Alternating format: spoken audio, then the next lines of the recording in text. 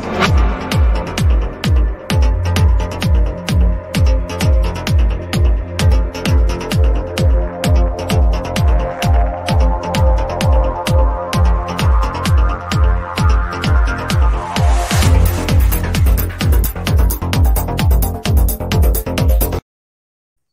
Bonjour à tous et bienvenue sur la chaîne du Maybe Planet. Nous enregistrons cet entretien le mardi 17 mai 2022, date dont certains diront qu'elle est historique, puisque cet après-midi aux États-Unis, enfin cet après-midi en France, aux États-Unis, a eu lieu une audition publique de membres du Congrès sur le thème des UFOs, des ovnis.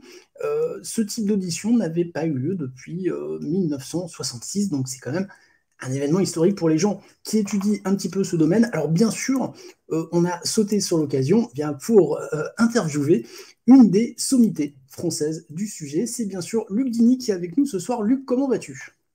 Merci, ça va très bien avec une introduction aussi emphatique. Luc, tu es quand même le président de Sigma 2. Présente, oui, d'un groupe, d'une association, effectivement, qui s'intéresse à ce sujet, c'est vrai. Voilà. Ouais, alors on va rappeler que Sigma 2 fait partie de la 3AF, qui est une société qu'on peut qualifier de savante aéronautique. On peut utiliser ce terme-là ? J'aime bien le. Oui, enfin, personnellement, je préfère le mot en anglais de Technical Society. Ouais. C'est moins, voilà, c'est moins ronflant. Néanmoins, il y a de vraies compétences à la 3AF qui réunit, au fond, une grande partie du tissu industriel, aéronautique, astronautique, d'un certain nombre de grandes institutions, dont le CNES, l'aviation civile, et puis également des laboratoires, des écoles d'ingénieurs, voilà. Et donc, c'est une association multidisciplinaire. Alors, voilà, parce que ce que je veux dire, n'y voyez pas d'insulte à ufologue, parce que je suis un des premiers acteurs du privé ufologique, mais voilà, en général, on a des métiers qui ne sont pas techniques, voilà, et puis on s'intéresse au sujet, mais là, Sigma 2, il y a vraiment des compétences techniques, et c'est là où ça fait la différence. Je rappelle que l'année dernière, Sigma 2 a sorti un énorme rapport de plus de 400 pages, pratiquement à la même époque que le rapport américain, c'était fin juin 2021. Ce rapport reste disponible, j'imagine, sur le site de la 3AF et sur le site de Sigma 2 ?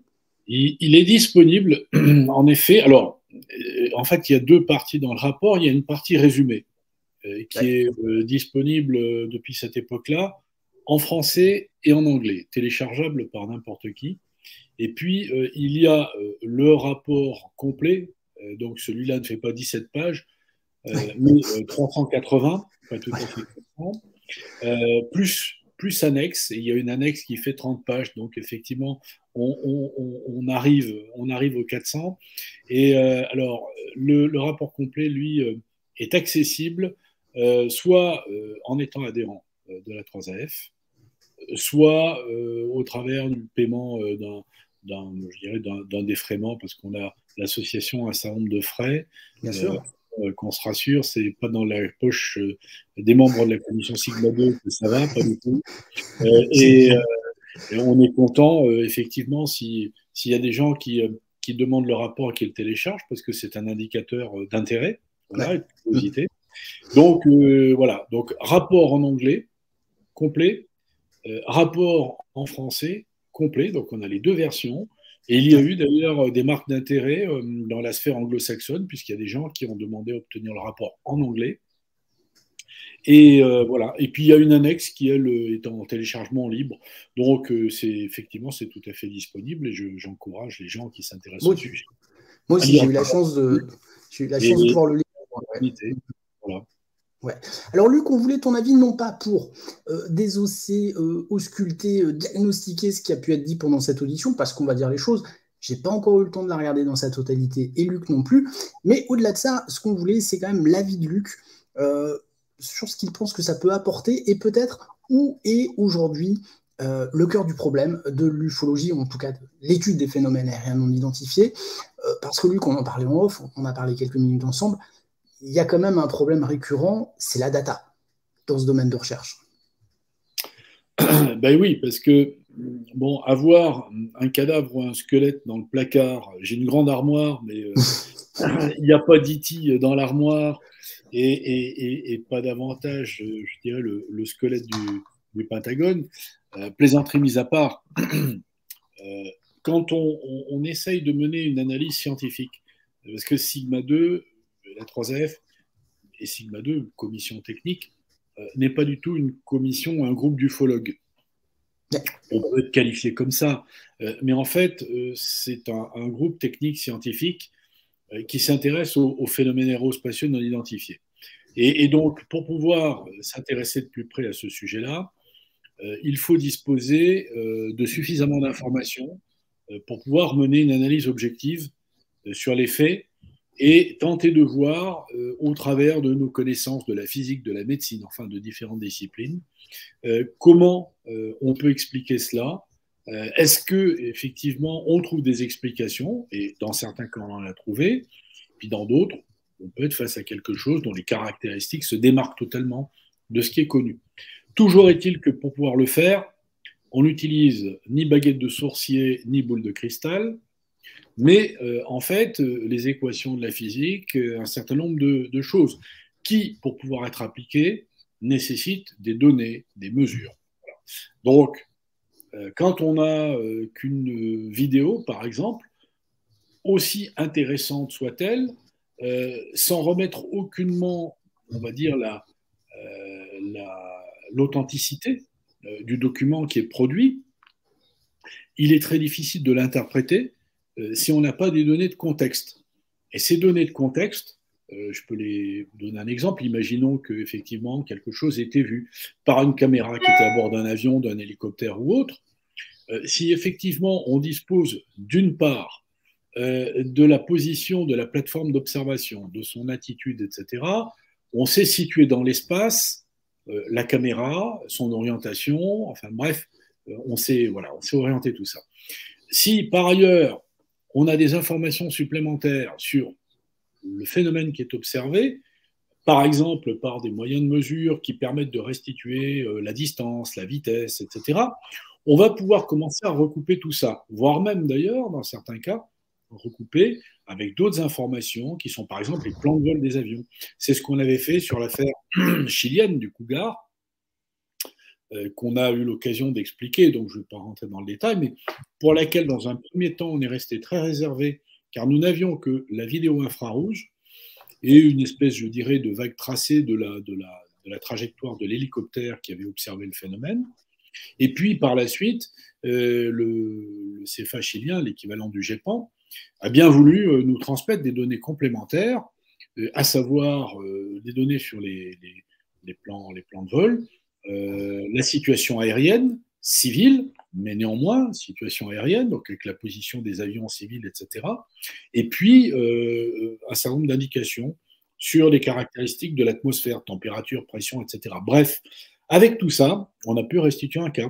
Mais pour terminer, voilà, si on n'a qu'une caméra, qu'une image, sans information sur la position de la plateforme d'observation, sans information sur la distance, on ne sait rien dire. C'est pour ça qu'on ne dit rien sur l'affaire Nimitz, non pas voilà.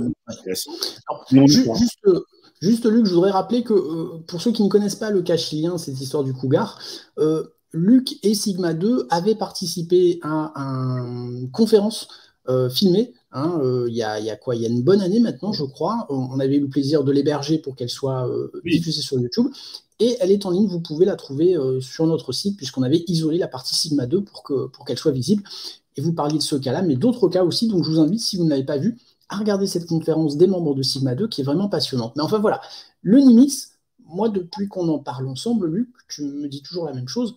Le problème, c'est la data. C'est un cas intéressant, mais la data, on ne l'a pas, donc on ne peut pas aller beaucoup plus loin qu'aller aujourd'hui. Exactement. On a une vidéo, enfin il y a 3 vidéos qui ont circulé sur Internet. 3 vidéos divulguées par la société TTSA, réputée provenir d'avions de chasse F-18 de l'US Navy. En réalité, ces vidéos proviennent effectivement de ces avions mais à deux périodes différentes. Il y a 2004 avec l'affaire du Nid, c'est probablement au moins une d'entre elles qui date de 2015, donc plus récente, et qui est sans doute d'ailleurs de meilleure qualité. Bon, l'affaire Nimitz, c'est quoi? C'est un groupe naval, c'est un porte-avions avec une frégate d'accompagnement. Le porte-avions a un radar qui observe certaines choses, mais surtout le radar de la frégate qui l'accompagne, qui est une frégate de défense aérienne. Et donc, il commence par détecter des objets un peu bizarres, des échos bizarres, hein, pendant un exercice naval qui dure 3 jours. Bon. Et parmi ces bizarreries, c'est le fait qu'il y a une série d'échos à intervalles réguliers qui sont à très haute altitude, 80 000 pieds. Donc, si je ne me trompe pas, ça fait plus de 20 km d'altitude, et qui, à certains moments, descendent rapidement vers la mer. Bon, voilà. Alors, tout ça, ça ne se voit pas dans les jumelles, ça se voit avec des radars. Donc, il y a des enregistrements certainement qui ont été faits. Bon, la curiosité va jusqu'au point où ils vont envoyer des patrouilles de F-18 sur zone pour faire une reconnaissance. Et donc, ça, c'est l'histoire de Trevor, hein, et de la vidéo. C'est-à-dire qu'il y a 3 patrouilles, grosso modo, qui viennent sur zone. Il y a le fameux tic-tac, hein, cet objet en forme de tic-tac qui apparaît, qui va passer du niveau de la mer à, je dirais, un point en altitude extrêmement rapidement, sous le nez de F-18. Bon, et finalement, la 3e patrouille, qui a enfin emporté une caméra infrarouge, va filmer quelque chose. Voilà l'histoire. C'est l'histoire qui a été divulguée en 2017. C'est celle dont on a reparlé il y a un an. Mais il n'y a aucun rapport qui permette de détailler effectivement ce qui s'est passé, ce qui a été vu par telle ou telle plateforme, tel ou tel radar, où était le F-18 qui a été filmé, à quelle distance probable. Voilà, ces choses-là ont forcément été faites parce qu'on peut faire confiance aux experts. C'est ce que je veux dire. Tu dis qu'il n'y a aucun rapport, mais il n'y a aucun rapport public parce qu'on peut quand même s'imaginer que les militaires ont fait le boulot. Voilà. Exactement. Donc c'est ça, le truc, c'est qu'aujourd'hui, on parle de ce sujet, il y a une commission d'enquête, mais on parle au fond de généralité sur les cas et on ne voit pas véritablement de données sur ces cas qui permettraient de mieux comprendre ce qui a été vu ou pas. Voilà.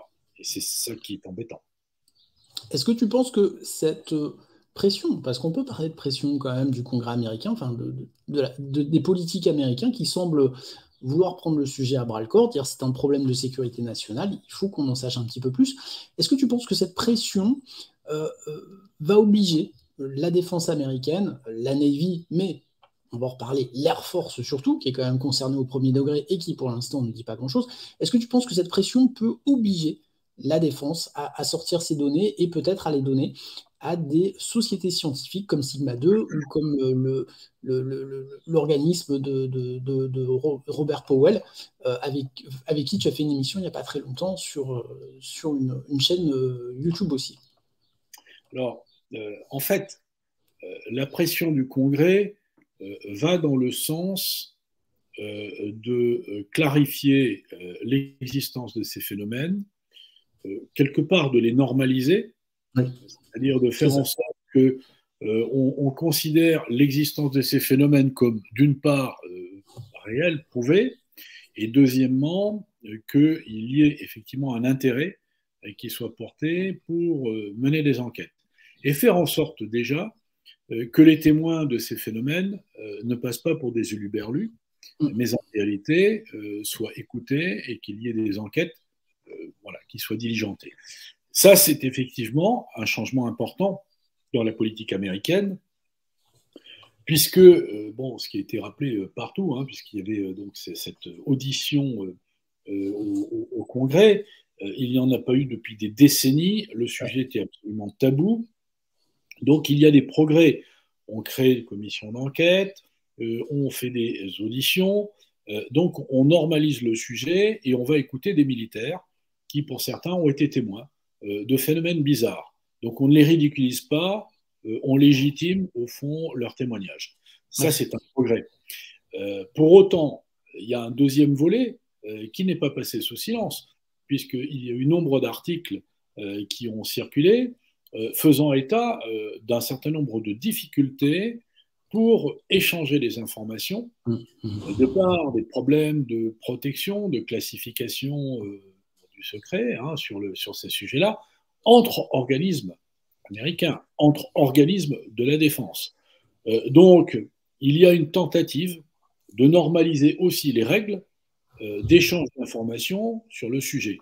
Alors là, évidemment, ce genre de choses, c'est pas sur la place publique, ça se règle entre la commission spéciale du Congrès, où les gens sont habilités à connaître certaines choses, et les organismes correspondants de la défense américains. Après, il y a la question de l'information du public. Et là, l'information du public, pour l'instant, elle se fait au coup par coup. Et encore une fois, malgré les 144 cas récents datant de la période 2019-2021 qui ont été pointés dans le petit rapport préliminaire du Pentagone datant de l'année dernière, au mois de juin, il n'y a pas trace de l'affaire du Nimitz, qui a bientôt 20 ans d'âge. Donc, les données sont forcément quelque part, mais pour l'instant, il n'y a pas le semblant d'un résumé de rapport sur cette affaire-là, même si les vidéos ont circulé et que c'est le cœur de la discussion depuis 2017. Alors, tu parlais de 144 cas, effectivement, le rapport de juin parlait de 144 cas, mais là, Scott Bray, qui est le directeur adjoint du renseignement naval américain, qui faisait partie des personnes auditées, avec Moultrie, le patron du DOD, parle de 400 rencontres. Donc, on est sur un nombre largement supérieur. Et lui dit que, concrètement, on a plus de cas parce que le travail de déstigmatisation est en train de se faire, en tout cas au niveau de la Navy. Je ne suis pas sûr qu'au niveau de l'Air Force, les choses soient aussi évidentes. Donc, c'est un peu l'histoire de l'arbre qui tombe dans la forêt et qui fait du bruit si quelqu'un est là pour l'entendre. Voilà. Est-ce que tu penses que l'Air Force ne joue pas le jeu? Je n'en sais rien, mais ce qui est certain, c'est que l'Air Force a des moyens techniques, parce que c'est son rôle d'assurer la sûreté de l'espace américain, l'espace aérien. Et d'ailleurs même l'espace, puisque aujourd'hui, au-delà, on va dire, de l'espace où naviguent les avions, il y a au fond un autre espace qui est plus haut et qui concerne aussi les affaires de Space Force aux États-Unis. Et c'est l'US Air Force, si je ne me trompe pas, qui détient le service qui fait la tenue de situation aérienne et spatiale. Et qui a été abondamment cité quand il s'agissait de désigner, au fond, l'organisme qui allait reprendre le flambeau de cette fameuse UAP Task Force. Bon, pour revenir à ta question précisément, qu'est-ce que je pense de ce que a ou pas l'US Navy? Chris Mellon a commis un article très intéressant il y a quelque temps. Qu'on a traduit. Où, il pointait du doigt un certain nombre d'interrogations concernant la possibilité que bien des cas aient pu être enregistrés par les moyens techniques de l'US Air Force, qui dispose de radars performants, d'AWACS, de tas de choses, évidemment, informations qui ont pu être cumulées, ne serait-ce que depuis l'affaire de Nimitz, depuis 2004. Alors on parle des 144 cas depuis 2019, mais où sont les autres durant les 20 années précédentes? Et si on s'en réfère à ce qui vient d'être raconté, c'est-à-dire, tiens, il y a un an, on avait 144 cas recensés, là on en a 400, sur 20 ans, ça en fait pas mal. Ouais, ça devient... Et il faut quand même bien remarquer, pour avoir survolé très rapidement, j'ai pas eu le temps d'approfondir, mais survolé très rapidement cette audition, il est fait référence par rapport à ces 400 cas à de nombreux cas produits par des témoins. Donc, témoin ne veut pas dire qu'il n'y a pas un enregistrement. C'est la façon dont procède d'ailleurs le GEPAN en France, lorsqu'il y a une enquête qui est diligentée, dont il s'occupe. Évidemment qu'il y a les enquêtes de terrain par la gendarmerie, par les enquêteurs du GEPAN, mais il se tourne possiblement vers l'armée de l'air, qui, dans un certain nombre de cas, peut leur fournir des éléments de situation aérienne. Voilà. Ça n'existe pas encore aux États-Unis, en l'occurrence, mais en France, ça existe. Donc, il y a une différence de posture. Néanmoins, voilà, pour revenir aux États-Unis, il n'y a aucun doute. Ils ont des moyens techniques qui sont très puissants. Sans doute qu'il y a des tas d'enregistrements et des tas de choses, mais pour l'instant, on n'en parle pas. Alors justement, tu parlais du Japon. Alors maintenant, c'est depuis quelques mois, hein, c'est Vincent Coste qui a repris le flambeau, que lui a transmis Roger Baldacchino. J'imagine que tu l'as peut-être déjà croisé ou rencontré encore. Alors, croisé par écran interposé, oui. J'ai même eu une conversation avec lui aujourd'hui. Bon, ben voilà. Oui, on a fait connaissance et eh bien, on a décidé enfin, de poursuivre le travail en collaboration avec le GEPAN. Le rapport, d'ailleurs, avait été envoyé, le rapport qu'on a fait l'année dernière avait été envoyé à la direction générale du CNES. Et bon, il a été bien reçu. Et donc, avec Vincent Coste, on a décidé de travailler ensemble. Nous participons, comme on le faisait avant, à certains travaux du Collège des experts du GEPAN. En tout cas, il y a un travail qui est fait de façon continue. Maintenant, nous avons comment dire, des compétences qui sont des compétences différentes et complémentaires. Ouais, exactement.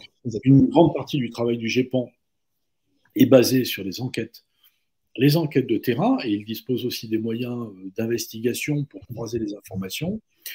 Nous, au fond, nous sommes un peu plus, je dirais, dans le rôle du labo, hein, de la police scientifique. Enfin, j'hésite à utiliser ce mot-là, c'est un peu prétentieux, mais où on va regarder les données une fois qu'elles sont un peu raffinées pour essayer de comprendre.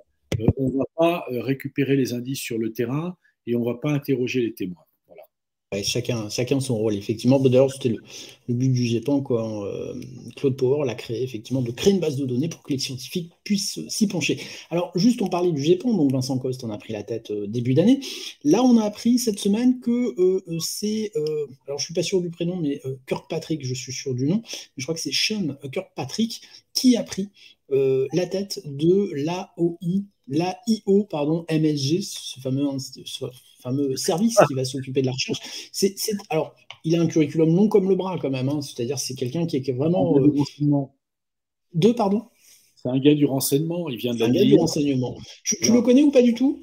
Pas du tout, non, non, je rencontre pas forcément ces gens-là, mais non, non, j'ai vaguement entendu son profil. Donc effectivement, c'est quelqu'un qui a travaillé pour la DIA, qui doit avoir un profil un petit peu technique. C'est un civil. Très technique, ouais. Voilà. Donc il peut ressembler un petit peu à Latkansky, hein, qui était le patron du programme ASP, qui est le fameux programme de recherche là, sur l'opération ATIP, qui a démarré en 2008. Donc voilà, c'est sûrement quelqu'un de très intéressant et qui en même temps a l'habitude de travailler avec les services de renseignement, avec des données qui sont des données sensibles. Donc voilà, il reste à savoir ce qu'il va pouvoir faire. Oui, effectivement. Alors, c'est Dean Johnson qui a fait un article très intéressant qui permet vraiment de savoir qui est Kirkpatrick. On l'a traduit justement, il est sur le site, donc n'hésitez pas à aller le voir. Parce que Dean Johnson, aux États-Unis, fait un bon boulot de recherche, donc c'est toujours très intéressant de lire ses articles. Voilà. Donc, les choses semblent avancer dans le bon sens, enfin en tout cas, dans le sens de dire il nous faut plus de données. C'est un peu ce que dit Avi Loeb aussi, l'astrophysicien, qui dit bon ben voilà, il nous faut de la donnée, de la donnée, de la donnée. Je crois que Luc, on en parlait en off, le témoignage humain, c'est bien, mais on connaît la fragilité d'un témoignage. Si ce n'est pas complété par de la data technique, on n'avancera pas sur le sujet, quoi. Chacun restera sur ses positions. Absolument. Il faut de la data technique et au fond, cette donnée technique, en fait, devrait, je dirais, relever de deux domaines différents et complémentaires. D'une part, des moyens de surveillance, c'est-à-dire il s'est passé quelque chose quelque part, on en a la trace, on l'a trajectographié, donc on sait comment ça se déplace, enfin on sait comment ça se déplace. On a enregistré son déplacement, on va le dire comme ça. On sait le faire avec les météorites, on sait bien le faire, ça, avec le. On sait le faire avec les météorites, on parlera effectivement de réseaux comme Tripon, bon, voilà. Ouais. Et après, il faut des moyens d'analyse. Alors les moyens d'analyse, ça peut être des télescopes, alors des télescopes qui sont soit au sol, soit montés sur un avion. Les Américains et d'autres utilisent des télescopes, notamment infrarouges, pour faire des mesures. Ce n'est pas des caméras faites pour des engins militaires, au sens de pour tirer un missile, par exemple, c'est l'histoire du F-18. Ce sont des caméras qui sont faites avec des champs qui sont relativement étroits, beaucoup de sensibilité, pour analyser le signal, analyser la signature, ce qu'on appelle la signature infrarouge, bon, par exemple. Et là, évidemment, quand on dit champ étroit, eh bien, il faut organiser un rendez-vous. Il se passe quelque chose quelque part.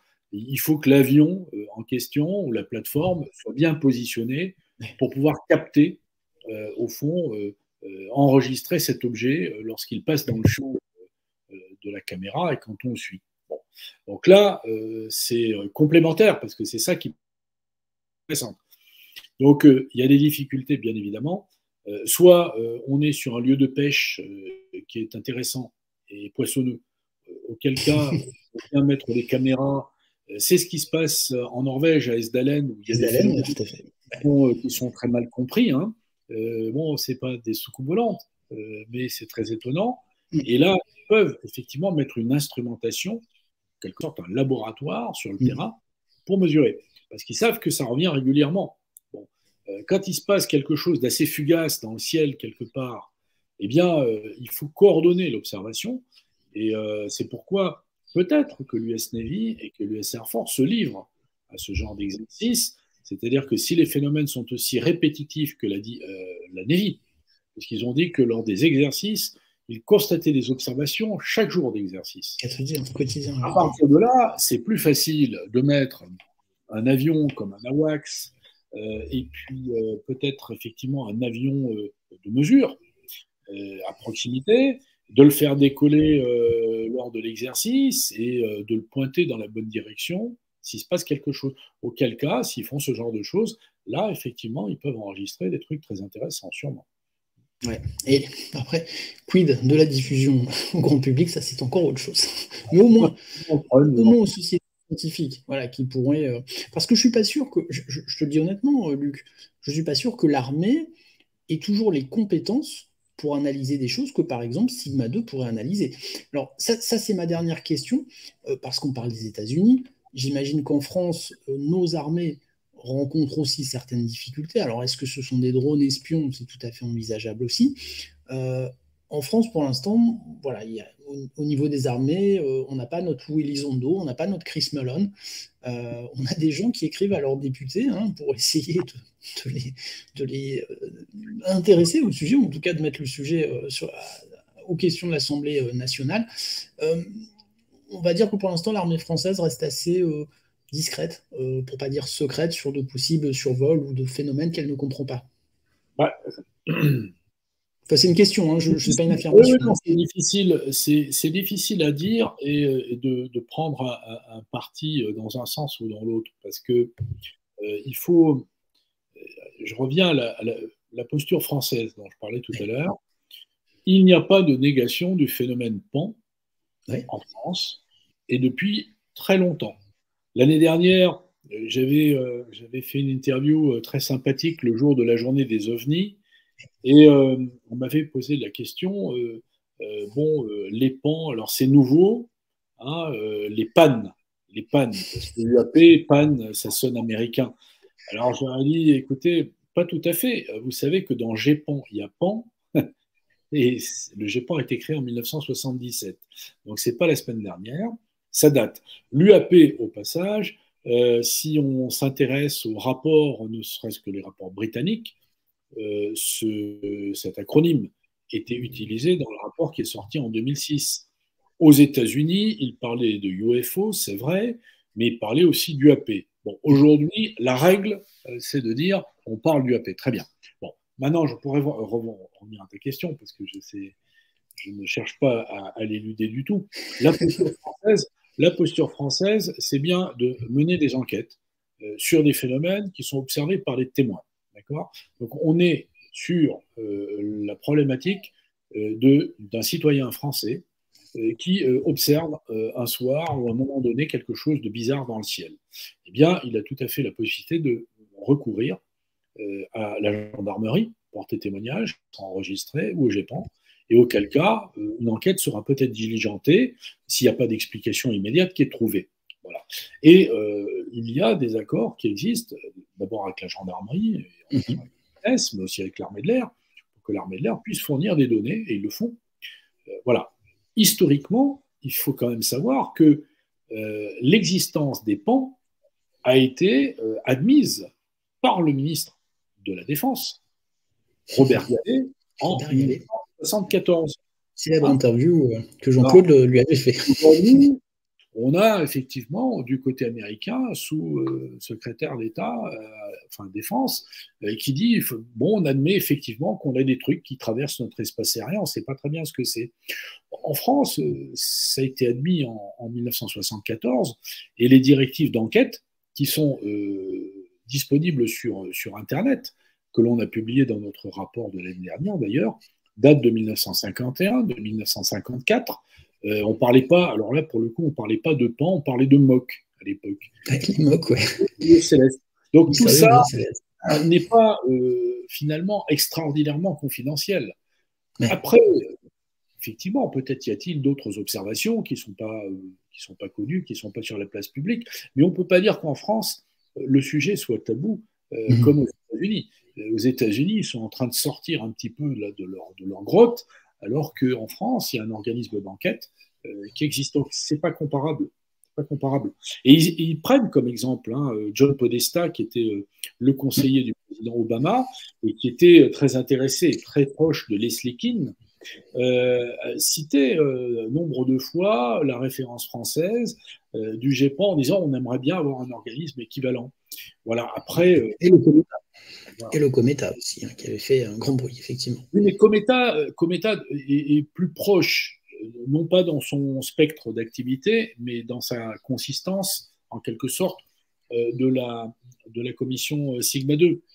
Cometa, c'est pas un organisme officiel, c'était un groupe qui s'est formé à partir d'anciens de l'IHDN, donc des militaires, des hauts fonctionnaires, etc., et qui, comme on fait des rapports à l'IHDN de temps en temps, ont décidé de sortir un rapport sur le sujet des PAN. Voilà. Il n'y a pas un travail récurrent sur des années avec des tas de rapports qui sortent et des enquêtes. Leur rôle n'était pas non plus de mener des enquêtes. Donc voilà. Le GEPAN est une structure relativement pérenne qui est institutionnelle et qui existe depuis pas mal d'années. Bon, qui est bien structuré, en tout cas, pour travailler. Bon, après, moi, tu connais mon avis, on discutera avec Vincent Coll. J'espère qu'on aura l'occasion, justement, avec toi, d'organiser un entretien, comme on avait pu le faire avec Roger Baldacchino. Oui, bien sûr. Ça avait été très agréable, justement, pour bien expliquer les complémentarités et les différences aussi de Sigma 2 et du GEPAN, parce qu'il y en a. Et les limites. Et les limites. Les limites, parce qu'on ne peut pas tout. Il faut des moyens, c'est certain. Donc, c'est vrai que. Alors, ce qui est intéressant avec Vincent Coll, c'est peut-être un peu plus jeune que ses prédécesseurs. Donc voilà, ça peut-être. Parce que moi, je l'ai dit à Roger Baldacchino, et sans agressivité, le GEPAN a parfois un petit peu de mal à communiquer, justement. Voilà. Bon, parce qu'il y a quand même le i d'information, mais c'est peut-être une question aussi de méthode, de génération et de moyens. Mais bon. Je crois que la communication sur le sujet n'est pas toujours facile. Elle est délicate. Pas toujours facile parce qu'il y a un public qui est assez exigeant. Qu'on puisse dire. Et donc, évidemment, qui est confronté à des choses qui sont un peu fantastiques, un peu étonnantes, et il y a beaucoup d'attentes. Ces attentes sont parfois déçues au fond par des explications qui semblent triviales. Et donc, évidemment, mais cohérentes. Est un peu désappointé à l'arrivée. Bon, très bien. Et puis d'autres croient effectivement que le GEPAN cache des choses, etc. Franchement, je l'ai déjà dit, je le répète, pour participer à des séances de travail d'experts du GEPAN, il n'est pas de mon rôle de révéler les noms de telle ou telle personne qui participe, mais il y a des gens tout à fait éminents. Et honnêtement, les gens se posent des questions avec les moyens dont ils disposent, c'est-à-dire essentiellement vraiment de comparaison à des choses connues, pour essayer de dépouiller, d'affiner l'analyse du phénomène, de voir s'il y a pu avoir méprise avec telle ou telle chose. Alors évidemment, on va parler de Vénus, on va parler des lanternes taille, etc. Mais pas que. Voilà. Après, il n'est pas non plus dans je dirais, la logique de travail de mener des enquêtes qui sont des enquêtes scientifiques au-delà d'un certain point, Ouais. si un sujet est classé D, non expliqué mais fiable, eh bien, il peut changer de statut à un moment donné parce qu'on reçoit des informations peut-être plus tard. Mais voilà, ils ne vont pas chercher à toute force à trouver une explication à un moment donné. Voilà, l'affaire, c'est leur façon de travailler. Nous, au fond, on est assez friands de ces cas un peu récalcitrants. Mais encore une fois, et c'est ce que tu as très bien expliqué tout à l'heure, à la condition d'avoir des données, parce que sinon, on n'a pas de boule de cristal et on ne va pas expliquer nos questions. De la data, de la data, de la data. Voilà. Surtout de la data, effectivement. La persévérance. C'est le nerf de la guerre, on est bien d'accord. En tout cas, des explications de choses. Luc, merci beaucoup. Alors, j'ai un peu de bruit là, j'ai une espèce d'abeille qui tourne. Luc, merci beaucoup de nous avoir consacré ces quelques minutes justement au moment de l'audition du Congrès américain. Bien sûr, on va continuer à faire des lives et des émissions pour un peu plus décortiquer ce qui a pu être dit pendant ces auditions. Hein. Je pense qu'il y a des choses intéressantes quand même qui vont sortir. Et puis j'espère, comme je te l'ai dit, qu'on arrivera à organiser assez rapidement une petite émission avec Vincent Coste et avec toi-même pour pouvoir échanger sur le GEPAN et sur Sigma 2. C'est toujours des échanges passionnants. Volontiers pour cette expérience, pas de problème. Bon, et on rappelle encore une fois le rapport Sigma 2 qui est disponible sur le site de Sigma 2. Alors, je pense qu'on passe par le site de la 3AF ou Sigma 2 Oui, 3AF ou bon, normalement avec un moteur de recherche, en mettant 3AF Sigma 2, on tombe sur le site de la commission. Et il y a plusieurs rubriques. Hein. Il y a l'actualité, donc on va trouver peut-être des informations sur des interviews.